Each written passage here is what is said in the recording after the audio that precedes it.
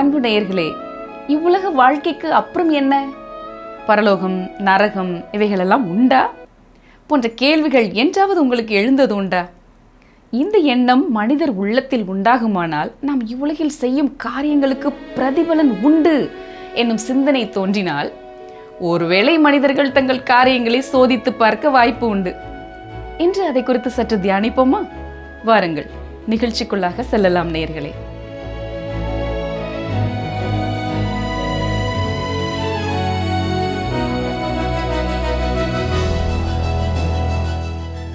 எங்களுக்கு மிகவும் பிரியமான நேயர்களே, இன்று நாம் மத்தேயு 13ஆம் அதிகாரம் 34ஆம் வசனம் முதல் 58ஆம் வசனம் வரைக்கும் கற்றுக்கொள்ளப் போகிறோம். கவனியங்கள், வாசிக்கிறேன். மத்தேயு 13ஆம் அதிகாரம் 34, 35ஆம் வசனங்கள். இவைகளை எல்லாம் இயேசு ஜனங்களோடே ஊமைகளாக பேசினார். ஊமைகளினாலே அன்றி அவர்களோடே பேசவில்லை. என் வாயை ஊமைகளினால் திறப்பேன், உலக தோற்றம் முதல் மறைபொருளானவைகளை வெளிப்படுத்துவேன் என்று தீர்க்கதரிசியால் உரைக்கப்பட்டது நிறைவேறும்படி இப்படி நடந்தது. உலக தோற்றம் முதல் மறைபொருளானவைகளை வெளிப்படுத்துவேன் என்ற இந்த கூற்றை ஆணித்தரமாய் பதிய வைத்துக் கொள்ளுங்கள். ஆண்டவராய் இயேசு கிறிஸ்து நமக்கு முற்றிலும் புதிய ஒரு சத்தியத்தை கொடுக்கிறார். இப்பொழுது இயேசுவின் ஊமைகளின் வாயிலாக வெளிப்படுத்தும் காரியங்கள் பழைய ஏற்பாட்டில் ஒருபொழுதும் இதுபோல வெளிப்படுத்தப்பட்டதே இல்லை. பாருங்கள், மத்தேயு 13ஆம் அதிகாரம் 36ஆம் வசனம். அப்பொழுது இயேசு ஜனங்களை அனுப்பிவிட்டு வீட்டுக்கு போனார். அவருடைய சீஷர்கள் அவரிடத்தில் வந்து, நிலத்தின் களைகளை பற்றிய ஊமையை எங்களுக்கு வெளிப்படுத்த வேண்டும் என்று கேட்டார்கள். இயேசு திரள் கூட்டமான ஜனங்களை அனுப்பிவிட்டு வீட்டில் போய் தம்முடைய சீஷர்களை தம்மை சுற்றிலும் சேர்த்து கொண்டார். அவர் இப்பொழுது களைகள் பற்றிய ஊமையை அவர்களுக்கு விளக்கப் போகிறார். நாம் ஏற்கனவே இதை பார்த்திருந்தாலும் வேதாகமம் கூறும் அந்த வசனங்களின்படியே அதை மீண்டும் நாம் வாசிப்போம். கவனிங்கள், வாசிக்கிறேன். 13ஆம் அதிகாரம் 37ஆம் வசனம் முதல். அவர் பிரதியுத்தரமாக, நல்ல விதையை விதைக்கிறவன் மனுஷகுமாரன். நிலம் உலகம். நல்ல விதை ராஜ்யத்தின் புத்திரர், களைகள் பொல்லாங்கனுடைய புத்திரர். அவைகளை விதைக்கிற சத்துரு பிசாசு. அறுப்பு உலகத்தின் முடிவு, அறுக்கிறவர்கள் தேவதூதர்கள். ஆதலால் களைகளை சேர்த்து அக்கினியால் சுட்டரிக்கிறது போல இவ்வுலகத்தின் முடிவிலே நடக்கும். நமது காலத்தில் கிறிஸ்தவ உலகம் இருக்கும் நிலையை இது ஒரு துல்லியமாக காட்டுகிறது. கர்த்தர் தனது தீர்க்க தரிசனங்களிலே ஒருபொழுதும் தவறியதில்லை. ஒவ்வொன்றும் எவ்வளவு துல்லியமாக நிறைவேற முடியுமோ அவ்வளவு துல்லியமாகவே நிறைவேறியிருக்கிறது. மத்தேயு 13ஆம் அதிகாரம் 41ஆம் வசனத்தை பாருங்கள். மனுஷகுமாரன் தம்முடைய தூதர்களை அனுப்புவார். அவர்கள் அவருடைய ராஜ்யத்தில் இருக்கிற சகல இடரல்களையும் அக்கிரமம் செய்கிறவர்களையும் சேர்த்து. 1000 வருட அரசாட்சியின் பொழுது அந்த ராஜ்யத்திற்குள்ளும் தீமை தனது கொடிய தலையை உயர்த்தும் என்பதை நாம் பார்க்கிறோம். ஆனாலும் அது அங்கிருந்தும் அகற்றப்படும். மத்தேயு 13ஆம் அதிகாரம் 42, 43ஆம் வசனங்கள். அவர்களை அக்கினி சூளையிலே போடுவார்கள். அங்கே அழுகையும் பற்கடிப்பும் உண்டாயிருக்கும். அப்பொழுது நீதிமான்கள் தங்கள் பிதாவின் ராஜ்யத்திலே சூரியனைப் போல பிரகாசிப்பார்கள். கேட்கிறதற்கு காதுள்ளவன் கேட்க கடவன். வேதாகமத்தின் இந்த கடுமையான சொற்கள் நமது அருமையான கர்த்தரின் மென்மையான உதடுகளிலிருந்து வந்தவை. கடைசி 3 ஊமைகளும் இன்றைய காலகட்டத்திலே பரலோக ராஜ்யத்தின் சில மாறுபட்ட அம்சங்களை கையாளுவதால் அவை ஒவ்வொன்றும் தனித்துவமானவை என்று சொல்லலாம். 13ஆவது அதிகாரத்தின் 5வது ஊமையான நிலத்தில் மறைக்கப்பட்ட பொக்கிஷம் பற்றி நாம் விரிவாக பார்ப்போம். நீங்கள் வாசிக்கிறேன். மத்தேயு 13ஆம் அதிகாரம் 44ஆம் வசனம். அன்றியும் பரலோக ராஜ்யம் நிலத்தில் புதைத்திருக்கிற பொக்கிஷத்துக்கு ஒப்பாயிருக்கிறது. அதை ஒரு மனுஷன் கண்டு மறைத்து அதை பற்றிய சந்தோஷத்தினாலே போய் தனக்கு உண்டான எல்லாவற்றையும் விற்று அந்த நிலத்தை கொள்ளுகிறான். அந்த பொக்கிஷம் என்பது இஸ்ரவேல் ஜனம். நிலம் என்பது உலகம். மனுஷன் என்பது மனுஷகுமாரனாய் இயேசு கிறிஸ்து. அவர் இஸ்ரவேல் தேசத்தை மீட்பதற்காக தம்மையே ஒப்பு கொடுத்தார். இது ஒரு பாவி நற்செய்தியை விலைக்கு வாங்குவதல்ல. ஏனென்றால் நற்செய்தி ஒன்றும் நிலத்தில் மறைத்து வைக்கப்பட்டிருக்கவில்லை. ஆனால் இஸ்ரவேல் தேசம் இன்று உண்மையில் உலக நாடுகளுக்குள் புதைந்து கிடக்கிறது. நீங்கள் யாராவது இப்பொழுது அவர்கள் ஒரு தேசமாக இருக்கிறார்களே என்று சொல்லலாம். அவர்கள் தேசமாக இருக்கலாம். ஆனால் அவர்கள் நிச்சயமாக ஒரு பெரிய போராட்டத்தை சந்தித்து கொண்டிருக்கிறார்கள். கர்த்தராகிய இயேசு கிறிஸ்துவினிடத்திலிருந்து அந்த தேசத்தை அவர்கள் பெற்றுக்கொள்ளும் வரை அவர்களால் அதை முழுமையாக அனுபவிக்க முடியாது. இஸ்ரவேலிலே நடைபெற்ற சில விஞ்ஞானிகளின் மாநாடு குறித்த ஒரு கட்டுரை வாசிப்பதிலே நான் ஆர்வமாயிருந்தேன். அங்கிருந்த மேடைக்கு மேலே எபிரேயு மற்றும் ஆங்கிலம் ஆகிய இரு மொழிகளிலேயும் அறிவியல் இந்த தேசத்திற்கு சமாதானத்தை கொண்டு வரும் என்று எழுதப்பட்டிருந்த ஒரு பெரிய வாசகம் இருந்தது. அருமையானவர்களே, நான் உங்களுக்கு சொல்கிறேன், அறிவியல் இஸ்ரவேல் தேசத்திற்கு சமாதானத்தை கொண்டு வராது. இஸ்ரவேலுக்கு மட்டுமல்ல, வேறு எந்த நாட்டிற்கும் அறிவியல் சமாதானத்தை கொண்டு வராது. சமாதான பிரபுவான ஆண்டவராய் இயேசு கிறிஸ்து ஒருவரால் மட்டுமே அதை செய்ய முடியும். உண்மையில் இஸ்ரவேல் உலகம் முழுவதும் புதைந்து கிடக்கிறது. யூதர்களின் அதிகப்படியான மக்கள் தொகை இஸ்ரவேலில் இல்லை. அது நியூயார்க் நகரத்தில் இருக்கிறது. யூத மக்கள் உலகம் முழுவதும் சிதறி கிடக்கிறார்கள். ஆனால் இஸ்ரவேலை ஒரு தேசமாக நடத்துவதை தேவன் இன்னமும் செயல்படுத்தவில்லை. அப்போஸ்தலனாகிய பவுல் இவ்வாறு எழுதியிருக்கிறார். பாருங்கள், ரோமர் 11ஆம் அதிகாரம் முதல் 2 வசனங்களை வாசிக்கிறேன். இப்படி இருக்க தேவன் தம்முடைய ஜனங்களை தள்ளிவிட்டாரோ என்று கேட்கிறேன். தள்ளிவிடவில்லையே. நானும் ஆபிரகாமின் சந்ததியிலும் பென்யமீன் கோத்திரத்திலும் பிறந்த இஸ்ரவேலன். தேவன் தாம் முன்ன அறிந்து கொண்ட தம்முடைய ஜனங்களை தள்ளிவிடவில்லை. கவனித்தீர்களா? இஸ்ரவேலோடு தேவன் கொண்டுள்ள தொடர்பு இன்னும் முடிந்து விடவில்லை. இதைத்தான் உறுதியாக பவுல் நம்பினார். பழைய ஏற்பாட்டின் கடைசி எழுத்தாளர்களிலே ஒருவரான சகரியா இஸ்ரவேலுக்கு ஒரு புதிய நாள் வரும் என்று எழுதியிருக்கிறார். கவனிங்கள், வாசிக்கிறேன். சகரியா 12:10. நான் தாவீது குடும்பத்தாரின் மேலும் எருசலேம் குடிகளின் மேலும் கிருபையின் ஆவியையும் விண்ணப்பங்களின் ஆவியையும் ஊற்றுவேன். அப்பொழுது அவர்கள் தாங்கள் குத்தின என்னை நோக்கி பார்த்து, ஒருவன் தன் ஒரே பேரானவனுக்காக புலம்புகிறது போல எனக்காக புலம்பி, ஒருவன் தன் தலைச்சன் பிள்ளைக்காக துக்கிக்கிறது போல எனக்காக மனங்கசந்து துக்கிப்பார்கள். கவனித்தீர்களா? சரி, எரேமியா தீர்க்கதரிசி பல இடங்களிலே இஸ்ரவேல் ஜனங்கள் மீண்டும் ஒன்று சேர்க்கப்படுவதை பற்றியும் தேவன் அவர்களை தங்கள் சொந்த தேசத்திற்கு அழைத்து கொண்டு வருவதை பற்றியும் பேசியிருக்கிறார். அந்த காலம் இன்னும் எதிர்காலத்திலே தான் இருக்கிறது. தேவன் அவர்களை மீண்டும் சேர்க்கும் பொழுது அது எவ்வளோ பெரிய அற்புதமானதாக இருக்கும் இல்லையா? அவர்கள் இதுவரை கொண்டாடிய மிக நீண்ட கால மத விடுமுறையான எகிப்திய விடுதலையை அவர்கள் மறந்து விடுவார்கள். தேவன் இஸ்ரவேல் தேசத்துடனான தனது உறவை இன்னும் முடித்து விடவில்லை. இந்த ஓமை அந்த உண்மையை மிக தெளிவாக விளக்குகிறது. இஸ்ரவேல் என்பது நிலத்தில் மறைக்கப்பட்ட பொக்கிஷம். கிறிஸ்துவே அந்த பொக்கிஷத்தை கண்டு அதால் உண்டாகிய சந்தோஷத்தினாலே போய் தனக்கு உண்டான எல்லாவற்றையும் விற்று அந்த நிலத்தை கொள்ளுகிறவர். உண்மையில் அவர் அந்த தேசத்தை மீட்பதற்காக தம்மையே ஒப்பு கொடுத்தார். இயேசு கிறிஸ்து உங்களது மற்றும் எனது ரட்சிப்பை எப்படி தமது இரத்தத்தால் வாங்கினாரோ அப்படியே அவர்களையும் வாங்கினார். கிறிஸ்து மீண்டும் இந்த பூமிக்கு வரும்பொழுது நடக்க இருக்கும் சுத்திகரிப்பை பற்றி சகரியா தீர்க்கதரிசியும் எழுதியிருக்கிறார். சகரியா 13:1 பாருங்கள். அந்நாளிலே பாவத்தையும் அழுக்கையும் நீக்க தாவீதின் குடும்பத்தாருக்கும் எருசலேமின் குடிகளுக்கும் திறக்கப்பட்ட ஒரு ஊற்று உண்டாயிருக்கும். சரி, அடுத்ததாக 13ஆவது அதிகாரத்தின் 6வது ஓமையான வெளியேற பெற்ற முத்து பற்றி நாம் பார்ப்போம். மத்தேயு 13ஆம் அதிகாரம் 45-46 வசனங்களை வாசிக்கிறேன். மேலும் பரலோராஜ்யம் நல்ல முத்துக்களை தேடுகிற வியாபாரிக்கு ஒப்பாயிருக்கிறது. அவன் விலையுயர்ந்த ஒரு முத்தை கண்டு போய் தனக்குண்டான எல்லாவற்றையும் விற்று அதை கொள்ளுகிறான். இந்த ஓமையின் பிரபலமான விளக்கம் என்னவென்றால், பாவிதான் அந்த வியாபாரி, இயேசு கிறிஸ்து தான் அந்த வெளியேற பெற்ற முத்து என்பதாகும். பாவி கிறிஸ்துவை வாங்குவதற்காக தனக்குள்ள எல்லாவற்றையும் விற்றான். ஒரு பாடல் இவ்வாறு கூறுகிறது: வெளியேற பெற்ற முத்தை கண்டேன், உள்ளம் பொங்கி பாடுதே, கிறிஸ்து எனக்கே சொந்தமானார், பாடல் என்றும் அவரே. இந்த விளக்கத்தை நம்மால் ஏற்க முடியாது. சிந்தனைக்கு ஒவ்வாத ஒன்று என இதை நாம் நிராகரிக்கலாம். முதலாவதாக, நல்ல முத்துக்களை தேடுவது யார்? பாவிகள் ரட்சிப்பை தேடுகிறார்களா? என் வேதாமும் அப்படி சொல்லவில்லை. ஒரு ஊழியக்காரனாக எனது அனுபவமும் அது அல்ல. பாவிகள் ரட்சிப்பை தேடுவதில்லை. அந்த வியாபாரி ஒரு பாவியாக இருக்க முடியாது. ஏனென்றால் அவரிடம் விலை கொடுக்க எதுவும் இல்லை. அவர் கிறிஸ்துவை தேடுவதும் இல்லை. ஒருவேளை தேடினாலும் அவரால் எப்படி அவரை விலைக்கு வாங்க முடியும்? அந்த வியாபாரி தனக்குள்ள எல்லாவற்றையும் விற்கிறான். பிரியமானவர்களே, அக்கிரமங்களினாலும் பாவங்களினாலும் மரித்து போயிருக்கிற ஒரு பாவியால் எப்படி எதையும் விற்க முடியும்? மேலும் கிறிஸ்துவும் ரட்சிப்பும் விற்கனைக்கு உரியவை அல்ல என்பதிலையும் வேதாமும் மிக தெளிவாய் சொல்லுகிறது. ரட்சிப்பு என்பது ஒரு ஈவு.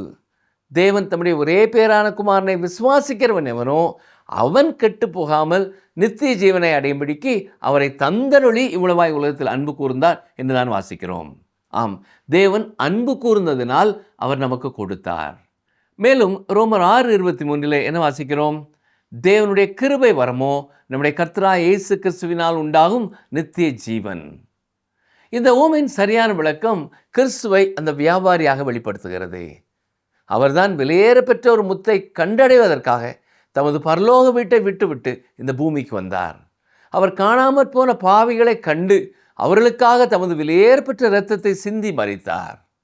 நம்மை மீட்டெடுத்து தேவனிடம் ஒப்புவிப்பதற்காக தமக்குண்டான எல்லாவற்றையும் அவர்தான் விற்றார். அப்போஸ்தலனாகிய பவுல் கொரிந்தியர்களுக்கு இதை இவ்வாறு கூறியிருக்கிறார்.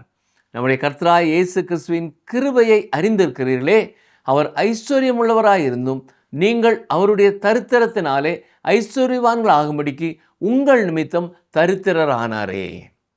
ஆம் பிரியமானவர்களே, இயேசு கிறிஸ்து நம்மை தேவனுக்காக மீட்கிறார். அவர் நம்மை விலைக்கரைமாய் வாங்கி கொண்டார். இப்பொழுது முத்தை பற்றி நாம் சற்றே பார்ப்போம். முத்து சபையை குறிக்கிறது. வைரம் போன்ற மற்ற கற்களைப் போல முத்து ஒரு கல் அல்ல, அது ஒரு உயிருள்ள ஜீவராசியால் உருவாக்கப்படுகிறது. ஒரு மணல் துகள் அல்லது தேவையற்ற ஏதேனும் ஒரு பொருள் அந்த சிறிய கடல்வாழ் உயிரினத்தின் ஓட்டிற்குள்ளே நுழைகிறது. அது அந்த உயிரினத்தை நோகடித்து காயப்படுத்துகிறது. அதற்கு பதிலாக அந்த உயிரினம் ஒரு திரவத்தை சுரந்து தன்னை துன்புறுத்தும் அந்த பொருளின் மேல் பூசுகிறது. அந்த திரவம் மெல்ல மெல்ல வளர்ந்து ஒரு முத்தாக மாறுகிறது. மாணிக்கமாகவோ வைரமாகவோ அல்ல, அழகான ஒரு வெண்முத்தாக மாறுகிறது. முத்து மற்ற இரத்தனங்களை போன்றதல்ல. அதன் அழகை அதிகரிக்க அதை வெட்ட முடியாது. அது முழுமையாகவே உருவாகிறது. நீங்கள் அதை வெட்ட முற்படுவீர்கள் என்றால் அதை அழித்து விடுவீர்கள். இஸ்ரவேலர்களால் முத்து ஒருபொழுதும் மிக மதிப்பிற்குரிய ஒன்றாக கருதப்படவில்லை.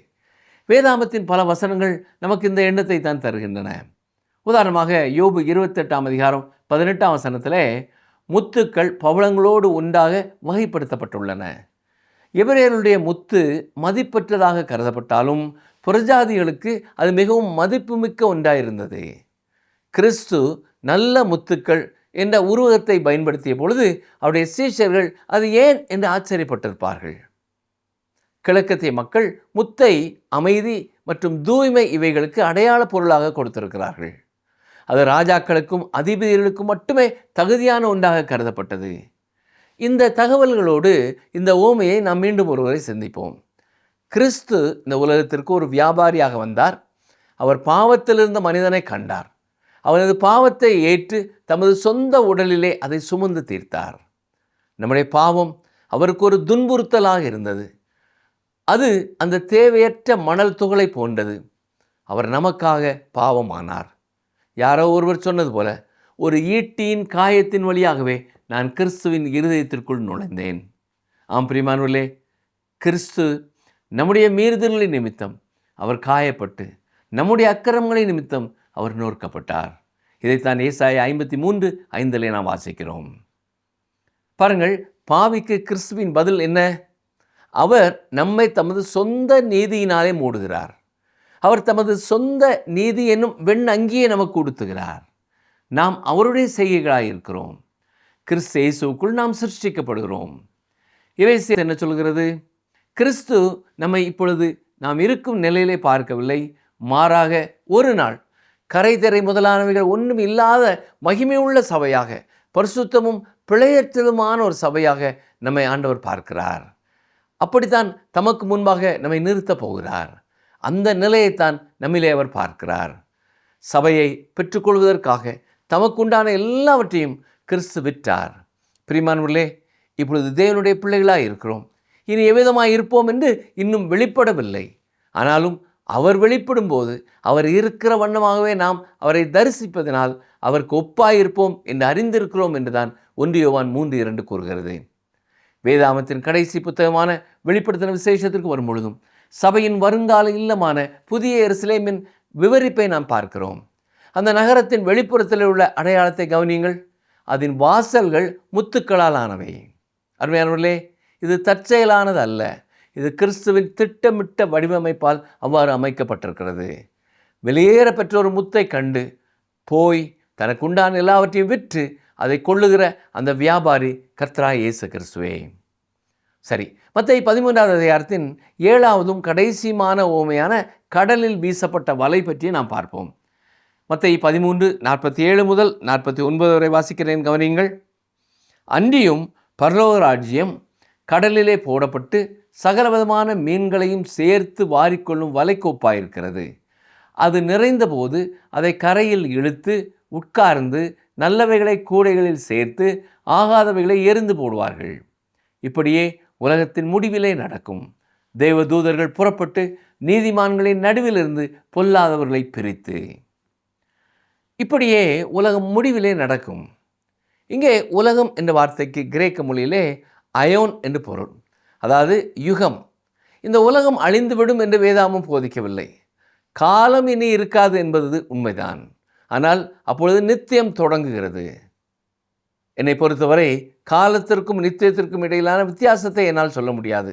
அதை சொல்லக்கூடிய யாரையும் நான் சந்தித்ததில்லை. யுகத்தின் முடிவு என்பது கிறிஸ்து இந்த பூமியில் தமது ராஜ்யத்தை நிலைநாட்ட திரும்பி வரும் காலத்தை குறிக்கிறது. சரி, மத்தேயு 13ஆம் அதிகாரம் 50ஆம் வசனம் பாருங்கள். அவர்களை அக்கினி சூளையிலே போடுவார்கள், அங்கே அழுகையும் பற்கடிப்பும் உண்டாயிருக்கும் என்றார். தவறிப்போவது என்பது மிக பயங்கரமான ஒரு காரியம். இதை இயேசு கிறிஸ்து இந்த பகுதியில் மிக தெளிவாய் சொல்லியிருக்கிறார். பல துறைகளைச் சேர்ந்த மனிதர்கள் வழங்கிய சில அறிவியல் ஆதாரங்களை கொண்ட ஒரு ஆய்வு கட்டுரை வாசிப்பதிலே நான் ஆர்வமாயிருந்தேன். அறிவியல் பல விஷயங்களிலே இன்னும் உறுதியாக இல்லை என்பதுதான் அவர்களின் வாதம். உதாரணமாக, அணுவெடிப்பு சரியாக என்ன செய்யும் என்பதிலே அவர்களுக்கு நிச்சயமில்லை. கிருமி யுத்தத்தின் விளைவுகள் குறித்து அவர்களுக்கு உறுதி இல்லை. பிறப்பு கட்டுப்பாட்டு மாத்திரைகளின் விளைவுகள் பற்றியும் அவர்களுக்கு தெளிவில்லை. இப்படி இன்னும் பல விஷயங்கள் குறிப்பிடப்பட்டுள்ளன. அப்பொழுது அந்த விஞ்ஞானிகளிலே ஒருவர் இவ்வாறு கூறினார், இது நித்தியம் தொடர்பான விஷயத்தை போன்றதுதான் என்று சொல்லியிருக்கிறார். பரலோகம் அல்லது நரகம் இருக்கிறதா என்பது உங்களுக்கு தெரியாமல் இருக்கலாம். ஆனால் நீங்கள் பரலோகத்திற்கு போகிறீர்கள் என்பதை உறுதிப்படுத்திக் கொள்வது நல்லது பிரியமானவர்களே. ஏனென்றால் ஒருவேளை நீங்கள் சொல்வது தவறாக இருந்தாலும், அதாவது பரலோகம் இல்லாவிட்டாலும் நீங்கள் பாதுகாப்பாக இருப்பீர்கள். ஆனால் நீங்கள் தவறாக இருந்து, அதாவது நரகம் உண்மையாக இருந்து நீங்கள் அங்கே போனால் அது நிச்சயமாக மிக மோசமானதாக இருக்கும். ஆம், அது உண்மையிலே மிகவும் மோசமானது தான் இருக்க போகிறது என்பதை இயேசு கிறிஸ்து மிக தெளிவாக சொல்லியிருக்கிறார். இன்றைய சமுதாயத்தில் நான் நரகத்தை நம்புகிறதில்லை என்று சொல்வது நவ நாகரிகமாக தோன்றுகிறது. ஆனால் உண்மையிலே நமக்கு அதை குறித்து தெரியாது. ஆனால் வேத புத்தகத்திலே நரகத்தை பற்றி தெளிவாய் சொல்லப்பட்டிருக்கிறது. நான் வேத புத்தகத்தை விசுவாசிக்கிறேன். ஏனென்றால் வேதாகமத்தில் சொல்லப்பட்டிருக்கிற எல்லா காரியங்களும் உண்மை என்று நிரூபிக்கப்பட்டுள்ளது. எனவே நரகத்தை குறித்தும் வேதம் சொல்கிற ஒவ்வொரு விளக்கமும் குறிப்பும் உண்மையாகவே இருக்க போகிறது. உங்கள் ஊரை ஒரு சூறாவளி தாக்கப் போகிறது என்று உங்களிடத்தில் சொல்லப்பட்டால் நீங்கள் என்ன செய்வீர்கள்? அந்த தகவல் உங்களுக்கு தெரிந்த பிறகு யாராவது வந்து, 10 ஆண்டுகளுக்கு முன்பும் ஒரு சூறாவளி வரும் என்று அவர்கள் எச்சரித்தார்கள், ஆனால் எந்த சூறாவளியும் வரவில்லை என்று சொல்லலாம். அதற்கு நீங்கள், சரி, 10 ஆண்டுகளுக்கு முன்பு அவர்கள் சொன்னது தவறாக இருந்திருக்கலாம், ஆனால் இந்த முறை அவர்கள் சொல்வது சரியாக இருக்கலாம். எனவே நான் ஒரு பாதுகாப்பு நிலவரைக்கு செல்வதே நல்லது என்று சொல்வீர்கள் என்று நான் நினைக்கிறேன். அப்படி நீங்கள் செய்யாவிட்டால் நீங்கள் ஒரு முட்டாளாகத்தான் இருப்பீர்கள். நரகத்தை பற்றிய கிறிஸ்துவின் எச்சரிப்பை நிராகரிக்கும் ஒரு மனிதனை பற்றி என்ன சொல்வது? அவன் நான் ஒரு கை பார்த்து விடுகிறேன் என்கிறான். அவன் கணிப்பு தவறாக போனால் அது மிகவும் மோசமான விளைவைத்தான் ஏற்படுத்தும். நம்முடைய கர்த்தராகிய இயேசு கிறிஸ்துவே இந்த உவமையின் மூலம் உண்மையை மிக தெளிவாக விளக்கியிருக்கிறார். தேவ தூதர்கள் புறப்பட்டு வந்து நீதிமான்களின் நடுவிலிருந்து பொல்லாதவர்களை பிரித்து அவர்களை அக்கினி சூளையிலே போடுவார்கள், அங்கே அழுகையும் பற்கடிப்பும் உண்டாயிருக்கும் என்று தான் சொல்லப்பட்டிருக்கிறது. அடுத்ததாக வீட்டு எஜமானின் உவமை. சிலர் இந்த மத்தேயு 13ஆம் அதிகாரம் 52ஆம் வசனத்தை ஒரு உவமை என்கிறார்கள், மற்றவர்களோ அப்படி கருதுகிறதில்லை. சரி, எது எப்படி இருந்தாலும் இந்த ஒரு வசனத்திலே உள்ள கருத்து நமக்கு ஒரு முக்கியமான செய்தியை கொடுக்கிறது. நீங்கள் வாசிக்கிறேன், மத்தேயு 13:52. அப்பொழுது அவர் அவர்களை நோக்கி, இப்படி இருக்கிறபடியால் பரலோக ராஜ்யத்துக்கு அடுத்தவைகளில் உபதேசிக்கப்பட்டு தேறின வேத பாரகன் எவனும் தன் பொக்கிஷத்திலிருந்து புதியவைகளையும் பழையவைகளையும் எடுத்து கொடுக்கிற வீட்டு எஜமானாய மனுஷனுக்கு ஒப்பாயிருக்கிறான் என்றார். இந்த வசனம் மிகவும் தனிப்பட்ட ஒன்றாகும். குறிப்பாக தேவனுடைய வார்த்தையை போதிக்கிறவர்களுக்கும் பிரசங்கிக்கிறவர்களுக்கும் இது மிக முக்கியமானது. பழையவற்றையும் புதியவற்றையும் நான் வெளியே கொண்டு வர வேண்டும். சிலர் என்னிடத்தில் இதையெல்லாம் நான் ஏற்கனவே கேட்டிருக்கிறேன் என்று சொல்வார்கள். ஆம், நிச்சயமாக அவர்கள் கேட்டிருப்பார்கள். ஆனால் அந்த பழைய உண்மைகளை மீண்டும் வெளிக்கொண்டு வருவது என்னுடைய கடமையாகும். அதே சமயம் ஒரு சில புதிய சிந்தனைகளையும் சேர்த்து கொடுக்கிறேன் என்று நான் விசுவாசிக்கிறேன். இந்த உவமைகளை போதித்த பிறகு கர்த்தராகிய இயேசு அவிட விட்டு புறப்பட்டு தமது சொந்த ஊரான நாசரேத்தை நோக்கி சென்றார். பாருங்கள், மத்தேயு 13:54 தாம் வளர்ந்த ஊரிலே வந்து அவர்களுடைய ஜெப ஆலயத்திலே அவர்களுக்கு உபதேசம் பண்ணினார். அவர்கள் ஆச்சரியப்பட்டு, இவனுக்கு இந்த ஞானமும் பலத்த செய்கைகளும் எப்படி வந்தது? கிறிஸ்துவின் காலத்திலே அவர் அற்புதங்களை செய்ய முடியுமா இல்லையா என்ற கேள்வியை அவர்கள் ஒருபொழுதும் எழுப்பவில்லை. இந்த உண்மையை மீண்டும் உங்கள் கவனத்திற்கு நான் கொண்டு வருகிறேன். அவர்களின் கேள்வி எல்லாம் இந்த மனிதனுக்கு இந்த ஞானமும் இவ்வளவு பலத்த செய்கைகளும் எங்கே இருந்து வந்தது என்பதுதான். இவருக்கு இந்த ஞானம் எங்கே இருந்து கிடைக்கிறது? இவரால் எப்படி இவ்வளவு பலத்த செய்கைகளை செய்ய முடிகிறது என்பதுதான் அவருடைய கேள்வியாக இருந்தது. பாருங்கள், மத்தேயு 13:55 இவன் தச்சனுடைய குமாரன் அல்லவா? இவன் தாய் மரியாள் என்பவள் அல்லவா? யாக்கோபு, யோசே, சீமோன், யூதா என்பவர்கள் இவனுக்கு சகோதரர் அல்லவா? பாருங்கள், இவன் தச்சனுடைய குமாரன் அல்லவா? இதுதான் அவர்களை குழப்பியது. அவர் உண்மையில் யார் என்பதை அவர்கள் அடையாளம் காணவில்லை. அவர்களை பொறுத்தவரை அவர் வெறும் ஒரு தச்சனின் குமாரன் மட்டும்தான். நமது காலத்திலும் சிலருக்கு அவர் அவ்வளவுதான். அவர் ஒரு சிறந்த போதகர், ஒரு மாமனிதர், ஒரு அற்புதமான நபர் என்று அவர்கள் நினைக்கிறார்கள். ஆனால் அவர்களை பொறுத்தவரை அவர் ஒரு தச்சனின் குமாரனாக மட்டும் இருக்கிறார். மத்தேயு 13:56 பாருங்கள். இவன் சகோதரிகள் எல்லாரும் நம்மிடத்தில் இருக்கிறார்கள் அல்லவா? இப்படி இருக்க இதெல்லாம் இவனுக்கு எப்படி வந்தது என்று சொல்லி. கர்த்தராகிய இயேசு கிறிஸ்துவுக்கு சகோதரர்களும் சகோதரிகளும் இருந்தார்கள் என்பது தெளிவாக தெரிகிறது. நிச்சயமாக அவர்கள் மரியாள் மற்றும் யோசேப்பிற்கு பிறந்தவர்கள். அவரை விட இளைஞர்கள். எனவே அவர்கள் அவருக்கு உடன்பிறவா சகோதர சகோதரிகள் தான். அவர் உண்மையாகவே தேவகுமாரன் என்பதை அவருடைய உயிர்த்தெழுதலுக்கு பிறகுதான் அவர்கள் புரிந்து கொண்டார்கள். பாருங்கள், மத்தேயு 13:57 அவரை குறித்து இடறல் அடைந்தார்கள். இயேசு அவர்களை நோக்கி, தீர்க்கதரிசி ஒருவன் தன் ஊரிலும் தன் வீட்டிலுமே அன்றி வேறெங்கும் கனவீனம் அடையான் என்றார். அவருடைய சொந்த ஊர் மக்கள் அவரோடும் அவருடைய குடும்பத்தோடும் மிகுந்த நெருக்கமானவர்களாக இருந்ததால் அவர்கள் அவரிடத்தில் இடறல் அடைந்தார்கள். அதாவது அவர்கள் அவரே ஒரு குறையாகத்தான் பார்த்தார்கள். அவருடைய குடும்பத்தை நமக்கு தெரியுமே, அவர் நம்முடைய தான் வளர்ந்தார், அப்படி இருக்க அவர் போதிக்கும் இந்த விஷயங்கள் அவருக்கு எங்கே இருந்து கிடைக்கின்றன என்று அவர்கள் சொல்லியிருப்பார்கள். மத்தேயு 13:58 பாருங்கள். அவர்களுடைய அவிசுவாசத்தை நிமித்தம் அவர் அங்கே அநேக அற்புதங்களை செய்யவில்லை. இது ஒரு பிரம்மாண்டமான வெளிப்பாடாகும். கர்த்தராகிய இயேசு இங்கே இருந்த பொழுது தேவனுடைய வல்லமையை எது மட்டுப்படுத்தியது என்பதை கவனியுங்கள். ஆம், அது அவருடைய அவிசுவாசம். அவருடைய அவிசுவாசத்தை நிமித்தம் அநேக பலத்த செய்கைகளை அங்கே அவர் செய்யவில்லை. அவரால் அவற்றை செய்ய முடியவில்லை என்பதல்ல, ஆனால் அவர்களின் அவிசுவாசத்தை நிமித்தம் அவர் அங்கே மிக குறைவான அற்புதங்களை செய்தார். என் சத்தத்தை கேட்டுக்கொண்டிருக்கிற என் அருமையான சகோதரனை சகோதரியே, உங்களிடத்திலேயும் என்னிடத்திலேயும் உள்ள பெரிய பிரச்சனை என்னவென்றால் நமக்கு விசுவாசம் இல்லை என்பதுதான். மனுஷர்களுடைய ரட்சிப்பிற்கான விசுவாசத்தை பற்றி நான் பேசுகிறேன். கிறிஸ்து அழிந்து போகிறவர்களை ரட்சிக்க முடியும் என்று நம்புகிற அந்த விசுவாசம் நமக்கு தேவை. இன்று உங்கள் சமூகத்திலே, உங்கள் சபையிலே, உங்கள் குடும்பத்திலே மற்றும் உங்கள் சொந்த வாழ்க்கையிலே உங்கள் அவிசுவாசத்தினால் அவர் மட்டுப்படுத்தப்படுகிறார். இது நிச்சயமாக எனக்கும் பொருந்தும். நமது கர்த்தர் இங்கே ஒரு பெரிய உண்மையை முன்வைக்கிறார். அதை நாம் கடந்து போய்விடக்கூடாது. சரி, கற்றுக்கொண்டவைகளை ஒரு முறை கூட நாம் தியானிப்போம். நிலத்திலே மறைந்த பொக்கிஷம், இஸ்ரவேல் மற்றும் வெளியேறப்பட்ட முத்து, சபை ஆகிய ஊமை மனிதன் தேவனை தேடுவதை விட தேவன் மனிதனை தேடி வந்ததையே நமக்கு முக்கியப்படுத்தி காட்டுகின்றன. ஆம், நாமே அந்த பொக்கிஷம் மற்றும் நாமே அந்த முத்து. இயேசு கிறிஸ்துவே அந்த வியாபாரி. நம்மை மீட்பதற்காக அவர் பரலோகத்தின் சகல ஐஸ்வர்யங்களையும் விட்டுவிட்டு சிலுவையிலே தம்மையே விலைக்கிரயமாக ஒப்புக் கொடுத்தார்.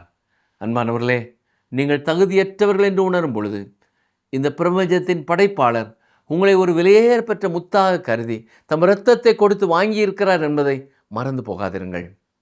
அடுத்ததாக களைகள் மற்றும் வலை ஊமைகள் ஒரு முக்கியமான எச்சரிப்பை நமக்கு கொடுக்கின்றன. இன்று நல்லவைகளும் கெட்டவைகளும், விசுவாசிகளும் அவிசுவாசிகளும் ஒன்றாகவே காணப்படலாம். ஆனால் யுகத்தின் முடிவிலே நிச்சயமாக ஒரு பிரிவினை உண்டாகும் என்பதை நாம் மறந்து போகக்கூடாது. தேவ தூதர்கள் மூலமாக நீதிமான்களிலிருந்து பொல்லாதவர்கள் பிரிக்கப்படுவார்கள். நரகம் என்பது ஒரு கற்பனை அல்ல, அது ஒரு நிதர்சனமான எச்சரிக்கை என்பதை கர்த்தர் அழுத்தம் திருத்தமாக சொல்லியிருக்கிறார். எனவே இப்பொழுதே நம்மை நாமே சீர்தூக்கி பார்த்து இயேசுவின் நீதி என்னும் வெண்ணங்கியை தரித்து கொள்ள வேண்டியது அவசியம் பிரியமானவர்களே. மேலும் இந்த அதிகாரத்தின் இறுதியிலே இயேசுவின் சொந்த ஊர் மக்கள் அவரை வெறும் தச்சனின் குமாரனாக மட்டுமே பார்த்தார்கள்.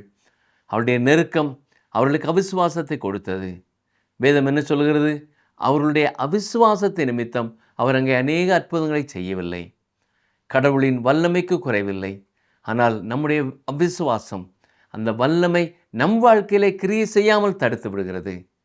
இயேசுவை ஒரு வரலாற்று நாயகனாகவோ அல்லது சாதாரண மனிதனாகவோ பார்க்காமல் விசுவாசத்தோடு அவரை நாம் கெட்டி சேரும் பொழுது மட்டுமே உங்கள் வாழ்க்கையிலையும் அற்புதம் நடைபெறும். அன்பானவர்களே, மத்தேயு 13வது அதிகாரம் நம்மை ஒரு தீர்மானத்திற்கு அழைக்கிறது.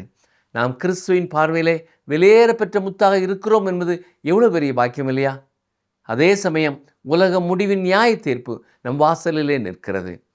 நம்மிடத்தில் உள்ள அவிசுவாசம் எனும் தடையை அகற்றிவிட்டு பழைய சத்தியங்களையும் புதிய வெளிப்பாடுகளையும் இருதயத்திலே சேமித்து வைத்து கர்த்தருக்காக பிரகாசிப்போமா? நீதிமான்கள் பிதாவின் ராஜ்யத்திலே சூரியனைப் போல பிரகாசிக்கும் அந்த மகிமையான நாளுக்காக விசுவாசத்தோடு காத்திருப்போமா? கேட்கிறதற்கு காதுள்ளவன் கேட்க கடவன்.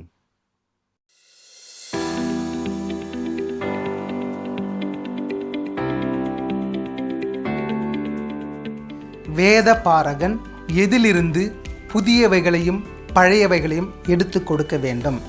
வேத பாரகன் எதிலிருந்து புதியவைகளையும் பழையவைகளையும் எடுத்து கொடுக்க வேண்டும்? ஆப்ஷன் ஏ பொக்கிஷம், ஆப்ஷன் பி இருதயம், ஆப்ஷன் சி வேதாகமம். ஆப்ஷன் ஏ பொக்கிஷம், ஆப்ஷன் பி இருதயம், ஆப்ஷன் சி வேதாகமம்.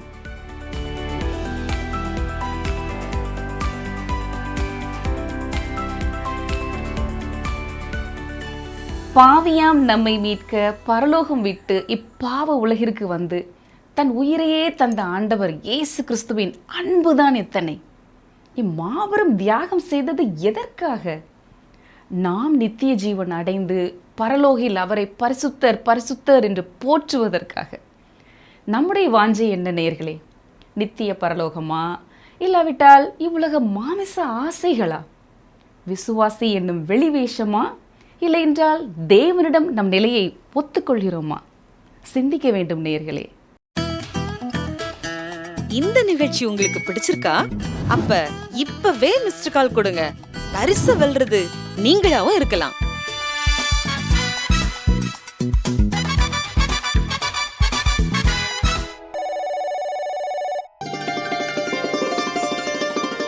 தேவனாகிய கர்த்தர் உன் அப்பத்தையும் உன் தண்ணீரையும் ஆசீர்வதிப்பார். யாத்திராகமம் 23:25. தேவனாகிய கர்த்தர் உன் அப்பத்தையும் உன் தண்ணீரையும் ஆசீர்வதிப்பார். யாத்திராகமம் 23:25.